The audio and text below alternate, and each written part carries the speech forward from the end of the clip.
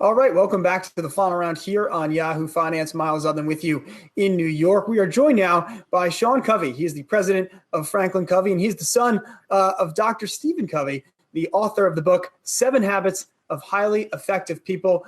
This is the 30th anniversary of that book. Sean, you've updated the classic bestseller. You've added some of your own insights to the end of each chapter. I guess let's just start by talking about why these lessons 30 years later continue to resonate with readers. And I think about the structure of the book, and it was kind of ahead of its time. This is the way that internet articles now about how to improve yourself are structured. And it feels like this book's kind of a template of sorts there.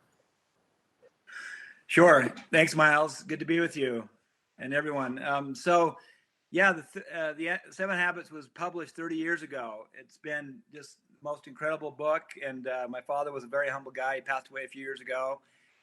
And this book has been a bestseller for 30 years. So the publisher came to me a while back and just said, hey, we've got the 30th anniversary edition. What if you were to add insights? And I said, no way.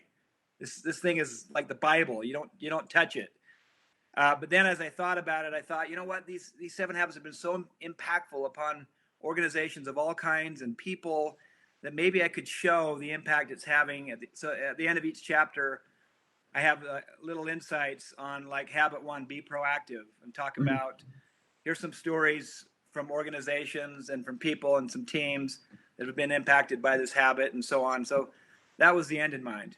Well, and thinking about this book for a modern reader, did you feel like you needed to update any of the habits or any of the way it was framed, given all the things that have changed in the last 30 years? Or did you actually go back and realize, pretty much all this holds up. I'll just add a couple things here and there, but the overall message probably still works, in today's world. Yeah, a little bit of both, because it's based on timeless principles, things like responsibility and hard work and integrity, renewal. That stuff sticks, right? And that's why it remains such a relevant book. But a lot of things I needed to update. So I've got a lot of stories about social media. I talk about technology use and how to use it well inside of a home, and how to not let it overcome, and overwhelm your home and your children. And so a little bit of both, some of the classic stuff, and updated for some new things as well. And so, go ahead, Jen. I was just saying, it's really landing at an interesting time right now with everybody at home. And I think when sheltering in place first started, a lot of people thought, this is the time I'm going to get better at something or become a better person. And I want to know what you think of that. Is this the time to sit down with the book like this and use this and become more effective? Or do we have to be back in our regular lives and the regular pace of stuff so you can actually be using this in the real world? Yeah, I think it's a great time for this book, because it is a time where you have more time for many people. Some are finding most have more time for family. They're traveling less. And it's a great time to sit down. We teach in the book, how to write a personal mission statement, Jen, and how to refine it and have a personal constitution of your own, something like that.